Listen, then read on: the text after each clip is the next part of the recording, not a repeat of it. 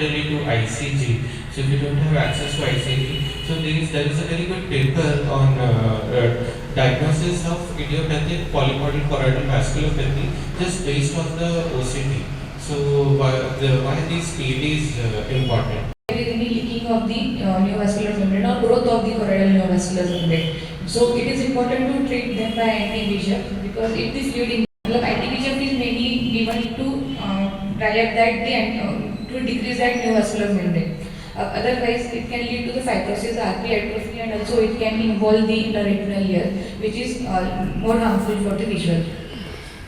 So, what happens is in that, or a notched PED or a double layer sign. Double layer sign is the separation of the RP and the Brooks membrane and some hyperreflective material inside the PED. So these four signs, they are very important. As a big PED, notched PED, we saw one case of that subretinal hemorrhage that shrinks with aflibercept injection. So it was a case of idiopathic polymodal choroidal vasculopathy. It was a case of PCV. So this OCT interpretation for the diagnosis of PCV, which was earlier diagnosed, gold standard was ICG.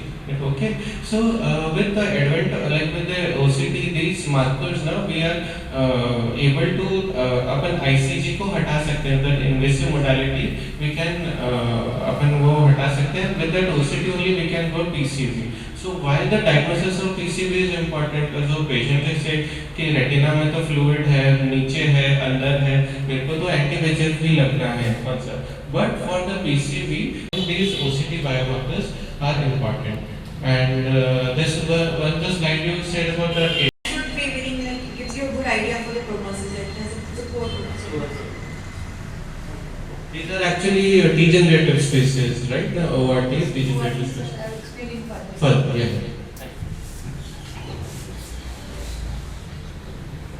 Now there are four types of PED: brucinoid PED, fibrovascular PED, hemorrhagic, and the serous. Now we will start from the retinal features of the OCT. As we already know, just when I would like to highlight this four keys, because it is important to know why they are basically most of the people like fellows don't understand what is the difference between like ELM, which is EZ. That's why I have put this slide. First hyperreflective layer is the RP. Associated with there is a IZ. IZ is the intradilation zone. And then the second immediate hyperreflective layer is also known as the iris horizontal. But clinically we should know these two layers, that is ELM and EZ. The second hyperreflective layer is ellipsoid zone, and third hyperreflective layer is a ELM. It is based on the photoreceptor layer, that is the outer segment and the inner segment. Photoreceptor degeneration and loss are the key cause of the visual decline. That's why it is important to know them. ELM, EZ and IZ are the most three structures which we should know for the photoreceptor layer disintegration. Integrity of the photoreceptor layer is strongly correlated with the visual acuity, while its disruption will lead to the poor baseline BCVA and the worse outcome even after the anti-VEGF therapy. Now we can compare this slide with the normal slide. As we can see here, the second and third hyperreflective layer are disrupted here. Again, they are continued here. So in this picture, we can say there is a photoreceptor layer degeneration associated with the intraretinal fluid. That's why this patient will get more anti-VEGF and also had a poor prognosis even after the resolution of the fluid. Third, next is the hyperreflective dots. Hyperreflective dots are the well-defined hyperreflective lesion on the OCT. Mostly its size is 20 to 40 micron. They are seen in the multiple retinal diseases, including the diabetic retinopathy, RUO, and CSF. They are found throughout the retinal layer, especially around the intraretinal cystoid spaces. The exact histopathology is unclear, but HID are thought to represent a different cell population. It is consist of the activated migrating RP cells and lipid-laden microglial cells. Persistence of HRD is associated with a poor baseline visual acuity. After anti-VEGF therapy also, non-responders show persistent HID, while responder demonstrated rapid decrease in the HID. So the presence of HID, we can take patient where the anti-VEGF anti-VEGF will respond more or not. If there is a percentage of HRD after anti-VEGF, then they are the non-responder will need more anti-VEGF. In picture here we can see there is hyperreflective layer shown by the white arrow, while in black arrow there is a RP detachment. Now outer retinal tubulation. They are the intraretinal tubular structure, mainly in the outer nuclear layer. They are found during the neovascular AMD. Hyperreflective is in the OCT. Hyperreflective border correspond to the ELM and the photoreceptor inner segment mitochondria. Then now there are also types of ORT, but it is difficult to distinguish on the OCT, but one should know about it. That is, forming ORTs has a no lumen, only ELM scrolling over the pH, while the formed ORT are a closed ORT hyperreflective border, which is commonly seen, while the open ORT is an incomplete hyperreflective borders. Here we can see there is a hyperreflective layer, hyperreflective space surrounded by the hyperreflective layer. Here also here. And it is associated with the MNV and the geographic atrophy. Represent the photoreceptor regenerated rearrangement due to retinal injury. That's why it has a worse visual prognosis.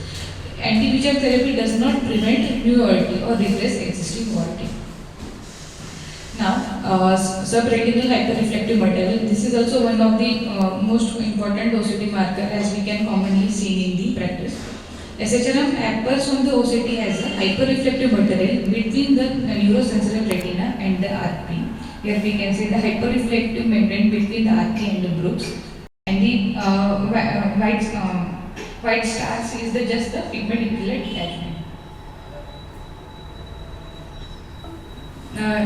Also, the presence of the SHRM is consistent with the worst visual acuity, regardless of its size and location. Even though we can appreciate that there can be poor prognosis. In OCTA, we can differentiate between the vascular and avascular SHRM. It is important to differentiate between this because the vascular SHRM often persistent after anti-VEGF therapy also, and it is associated with the reduced treatment response. Reduction of SHRM over a follow-up is associated with the improved visual acuity. One thing to read is that you very well mentioned about the subretinal hyperreflective material on OCT angiography, whether it is vascularized or non-vascularized. So only indication of intravitreal triamcinolone acetonide in cases of CNVM is that vascularized shrimp. Vascularized shrimp will respond much better to, you can mix anti-VEGF with IVT. You can give a combination, and that vascularized shrimp can respond more better to the combination of anti-VEGF with IVT. This one thing is to read, and we'll read more studies on this, about role of IVTA in vascularized shrimp. And also while seeing the OCT, I had one patient who had a big shrimp, but below that there was a massive subretinal fluid is there, and he was perception of light positive PLPR, and elsewhere he was given 3 Eylea and it was shrimp, and he said that this eye nothing can be done. So I told him, uncle, that we can try one more injection, because what they say is you should change the fluid, so in order to gain maximum visual potential. So we injected the brolucizumab, and brolucizumab, when it had a reduction, quite a good drying effect, and he had improved to finger counting 1.5 meter. So we should change the fluid, and the shrimp also, if there is a shrimp and if there is a fluid there, the prognosis is guarded, but we should change the fluid to attain the maximum visual potential. And the shrimp also consolidates. It can be fibrin, blood, and scar.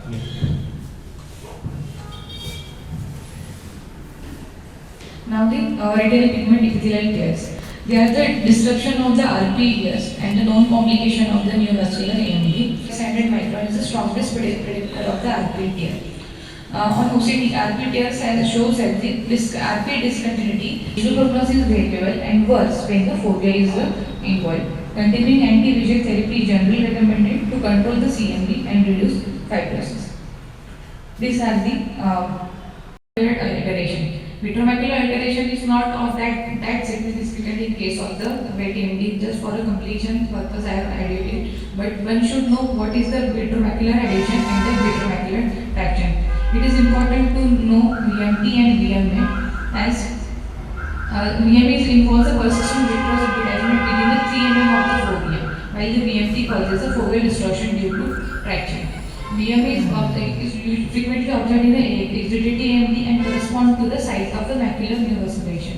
So, like Dr. Aishwarya, if one clinical scenario, if you have a tense PED, suppose and you give a anti-VEGF and the patient comes back to you and with an RP tear, so what would you do? Would you observe or you continue, like it was the first injection, or you would continue with the injections?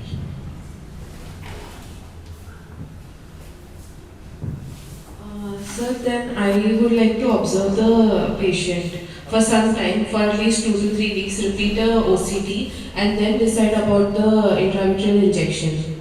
Yes, sir. I think you can continue with the injections, no? Yeah, you can continue with the injections. But after like 1 month, like what you have scheduled, first reloading doses, then if you follow the treat and extend or monitor and extend regimen, you can continue with the injection. So that was a practically very important point. Practically very important point that if there is an RPE tear, you can always continue with your therapy, not an issue. Okay. I can't do anything for the RP tear. There was one very good study that we had a tall 10 PED and Dr. Abhishek Kothari did a study. Like what he did is, he tall 10 PED instead of intravitreal Avastin, he gave, as per the oncologist, he gave IV Avastin. Dr. Tolzheimer gave IV Avastin, admitted the patient, gave IV Avastin and it regressed beautifully, the PEDs. What happens is due to the fluid pressure inside the dense PED, when we give the anti-VEGF, so because of that pressure, the RP tear happens. But when we give the IV, there is no such pressure directly in the vitreous cavity. So it fluid regress, it responded very nicely systemically. So that was one of the, it is yet to be published by Dr. I have told him, I think so it is yet to be published, but I will look into the literature. Yeah. Now the next is the sub-RP hyperreflective columns. They are the narrow vertical column of the hyperreflective beneath the RP. This defect may allow fluid, blood or neovascular tissue to pass into the subretinal percent of the neovascular area. Now the precordial clefts. Precordial clefts is the hyperreflective outwardly bored spaces located between the fibrous sub-RP space, as we can see in there. Because of the disease activity remain confined to the sub-RP space and respond to anti-VEGF therapy. Early appearance within the 6 months of treatment may indicate the worst prognosis due to associated complications like RP, hemorrhage, or tear. Here we can see there is a hyperreflective space just beneath the RP. And they show posterior hypertransmission on OCT also. It can be found in healthy eyes and in the degenerative retinal diseases and the RP and the retinal or the RP atrophy. Initially thought to represent non-perfused gross choroidal vessels, they are now considered OCT correlates atrophy. But there has not proven any pathological significance and do not require any clinical intervention. Subfoveal choroidal thickness and choroidal volume. Choroidal thickness just from the below the RP and the choroidal. It is of not that clinical significance, so I am not. Is the vascular component of the choroid.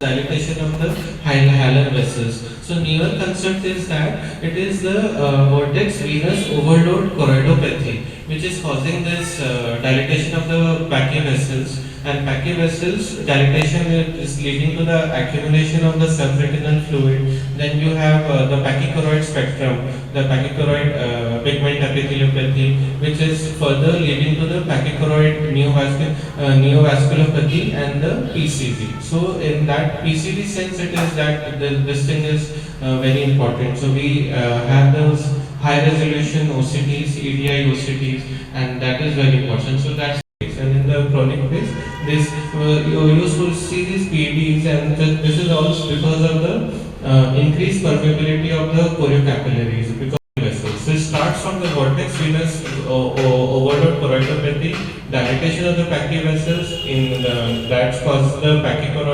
Then it leads to your pachychoroid neovasculopathy, PCV, and neovascular AMD. So choroidal thickness in the AMD patients, you have thinner choroids. But Dr. Giridhar from Kochi, there is a very good paper that even the PCV can happen in thinner choroid as well. So it is not always that PCV can happen in thinner choroid as well, and neovascular AMD will always have a thinner choroid. So, but PCV may or may not have pachychoroid, but majority of the patients we see PCV have a thicker choroid. The pachychoroid is there, but it can happen in thinner choroid. It is a spectrum. So it's CSF. Yeah. I've seen, and when they get old, these are the same people who will have CNVM and PCV. So they are a spectrum of the same disease. These people will eventually have PCV when they are old. Component of the choroid. It separates the vascular lumen from the stromal tissue in the choroid. It is calculated as the proportion of lumen area over total annulus choroidal area. It is more stable than the choroidal thickness measurement. It may reflect a decrease in the vascular lumen relative to the stromal area, supporting the hypothesis in the AMD progression. As the sir was saying about the double layer sign, it is the upper band. It is a two hyperreflective band, one on the top of the another. The upper band corresponds to the RP and the lower band to the Bruch's membrane. It represents the space generated by the type 1 MSC about the non-exudative age-related macular degeneration. As we can see, there is separation of between the two layers, and there is a two hyperreflective band. In PCV also, same here we can see there is a double layer hyperreflective layer, and also here. The third case is of the CSF. Also, it can correlate with the OCTA. In OCTA, in ABS-CD, first image is of the non-exudative ARMD. This picture is of the PCV, and while these four pictures. Now, what are the limitations? That not all fluid pattern correlate with strictly with the vision outcome. Some biomarker may overlap with the outer retinal condition. Imaging quality and segmentation variability can affect. Provide objective insight into the neovascular AMD. They provide diagnosis, monitoring, and treatment and planning. And they use the post-night management of the patient with an AMD. Thank you. Very nicely presented, Dr. Kirna. And one more point about that OCT angiography, there are various patterns on OCT angiography of CNVM. And with the good thing, with the advent of OCT angiography, we can rule out, we can diagnose the quiescent CNVM also. Quiescent CNVM, we can see the pattern, the new vessels we can see, but there is no active fluid or there is no active distinct fluid or CME associated with that. So we can observe and we can call them for anti-VEGF can be given. Some is there that quiescent CNVM, if they have a family history of CNVM or for myopic quiescent CNVM, they have a family history, then you can go and inject anti-VEGF early also. So that was one point I would like to highlight. And when the CNVM regressed on the OCTA also, there was a prone tree appearance, like ghost regressed NV type ghost versus prone tree appearance.